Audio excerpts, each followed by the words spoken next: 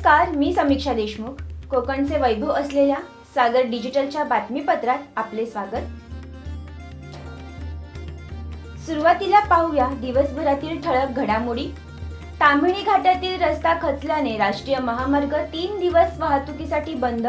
जिल्हा आपत्ती व्यवस्थापन प्राधिकरणाचा मोठा निर्णय. महसूल पंधरवडा 2024 कार्यक्रमाअंतर्गत मुरुड तहसील कार्यालयातर्फे मुख्यमंत्री युवा कार्य प्रशिक्षण शिबिर संपन्न. कोकणवासी उत्कर्ष संस्था उरणतर्फे उरण आगारातून गणेशोत्सव काळात कोकणात जाण्यासाठी जादा बसेस सोडण्याची मागणी. जंगम दफनभूमीत अतिक्रमण करून प्राथमिक आरोग्य उपकेंद्राच्या इमारतीचे भूमिपूजन. जंगम समाजाचे कार्यकर्ते मंगेश जंगम यांचा उपोषणाचा पवित्रा. गुहागर तालुक्यातील जानवळे ग्रामपंचायतीची कार्यालय इमारत धोकादायक असल्याने नवीन इमारतीसाठी निधी त्वरित उपलब्ध करून देण्याची मागणी. गुहागर तालुका मनसेतर्फे पंचायत समितीला निवेदन. उरणमध्ये यशस्वी शिंदे हत्या प्रकरणी शहर बंद. मारेकऱ्याला फाशीची शिक्षा द्यावी, चिपळूणकरांची मागणी. कुंडलिका नदी पात्रात रिव्हर राफ्टिंगचा थरार. स्थानिकांना मोसमी रोजगार उपलब्ध. आता पाहूया कोकणातील घडामोडींचा सविस्तर आढावा. मागील काही दिवसांपासून पावसाचा जोर कमी असल्यामुळे रोहे तालुक्यातील कुंडलिका नदीवर रिव्हर राफ्टिंगसाठी पर्यटकांनी गर्दी केलेली दिसून येत आहे. महाराष्ट्रासह देशभरातून हजारो पर्यटक कोलाडच्या कुंडलिका नदीवर रिव्हर राफ्टिंगचा थरार अनुभवण्यासाठी दाखल झाले आहेत. मौजे साजे गावापासून कामात गावापर्यंत असा 12 किलोमीटरचा हा जल भटकंतीचा थरार तज्ञांच्या मार्गदर्शनाखाली सुरू आहे. या राफ्टिंग करता 18 वर्षापासून पुढील युवकांना प्रवेश दिला जातो. तसेच सावधानी म्हणून काही अघटित घटना घडल्यास स्पेशल बचाव पथकाची नेमणूक करण्यात आली आहे. या रिव्हर राफ्टिंगमुळे कुंडलिका नदी परिसरात पर्यटक दाखल झाल्यामुळे स्थानिकांना रोजगार संधी उपलब्ध झाली आहे. उरणमध्ये यशस्वी शिंदेच्या झालेल्या हत्येप्रकरणी चिपळूण शहरात हिंदुनिष्ठ संघटनांनी गुरुवारी काढलेल्या मोर्चाच्या वेळी एका महिलेने केलेल्या शिवीगाळीच्या निषेधार्थ चिपळूणमध्ये आज कडकडीत बंद पाळण्यात आला.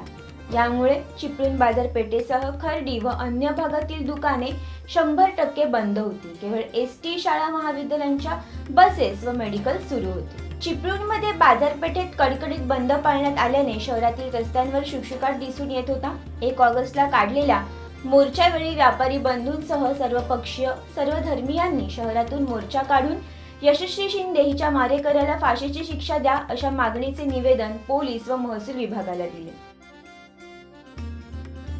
पालघरमध्ये जिल्हा वाहतूक शाखेच्या वतीने 50हून अधिक दुचाकी चालकांना हेल्मेटचे वाटप करण्यात आले आहे. जिल्हा पोलीस अधीक्षक बाळासाहेब पाटील यांच्या संकल्पनेतून नव्याने सुरू झालेल्या वाहतूक शाखेच्या वतीने वाहतूक नियमांचे काटेकोरपणे पालन होण्याकरता वेगवेगळे उपक्रम राबवण्यात येत आहेत. याकरता 1 ऑगस्टला वाडा तालुक्यातील कुडूस येथील पोलीस चौकीमध्ये जनसंवाद अभियानाअंतर्गत वाहतूक सुरक्षा जनजागृती मोहीम राबवण्यात आली. या कार्यक्रमामध्ये जिल्हा वाहतूक शाखेचे प्रभारी अधिकारी सुरेश साळुंखे यांनी रिक्षा चालक मालक संघटनेच्या वाहन चालकांना वाहतुकीच्या नियमांबाबत माहिती दिली. तसेच दुचाकी स्वारांना हेल्मेट वाटप केले. मोठा विश्वास आपल्याला असतो आणि पुरुषला फार ॲक्सिडेंट होतात. मी तर ऐकून आहे आणि आपल्या रेकॉर्डवर पण आहे. पण अशा सगळ्या गोष्टींसाठी आपल्याला ॲक्च्युली कसं जनतेच सहकार्य. ठाण्यातील घोडबंदर रोडवरील पातलीपाडा ब्रिज जवळ ट्रक उलटल्याची घटना शुक्रवारी सकाळी 9 वाजण्याच्या सुमारास घडली. या ट्रकमध्ये 26 टन एशियन पेंट कलर होता. सकाळच्या सुमारास ही घटना घडल्याने त्याचा वाहतुकीवर चांगलाच परिणाम झाला असून पातलीपाडा ते मानपाडापर्यंत वाहतूक कोंडी झाली होती. सुदैवाने या घटनेत कोणतीही जीवितहानी झाली नाही. अपघाताची माहिती मिळताच घटनास्थळी वाहतूक पोलीस, आपत्ती व्यवस्थापन कक्षाचे कर्मचारी व अग्निशमन दलाचे जवान यांनी धाव घेतली आणि तातडीने हायड्रा मशीनच्या मदतीने रोडवरती पलटी झालेला ट्रक रोडच्या एका बाजूला केल्यानंतर हा रस्ता वाहतुकीसाठी मोकळा करण्यात आला.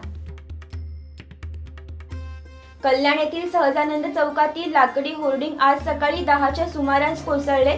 यात कोणतीही मनुष्यहानी झाली नसून 3 गाड्यांचे नुकसान झाले आहे. मे महिन्यात अवकाळी पावसामुळे घाटकोपर येथे झालेल्या होर्डिंग दुर्घटनेनंतर राज्यातील अनधिकृत आणि मोठे होर्डिंग काढण्यात आले होते. परंतु आज पुन्हा कल्याणमध्ये घडलेल्या या घटनेच्या पार्श्वभूमीवर सरकारने होर्डिंगच्या बाबतीत कठोर पावले उचलणे गरजेचे आहे.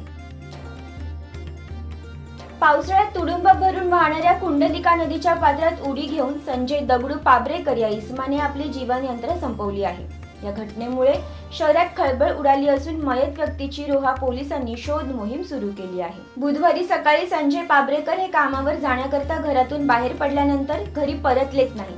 त्यामुळे त्यांच्या कुटुंबियांनी शोध घेण्यास सुरुवात केली. यावेळी अष्टमी कुंडलिका नदी पात्रात एका इसमाने उडी मारल्याची चर्चा सुरू झाल्याने त्या ठिकाणी आढळून आलेल्या चप्पल व छत्रीमुळे त्यांच्या कुटुंबियांनी ओळख पटवली.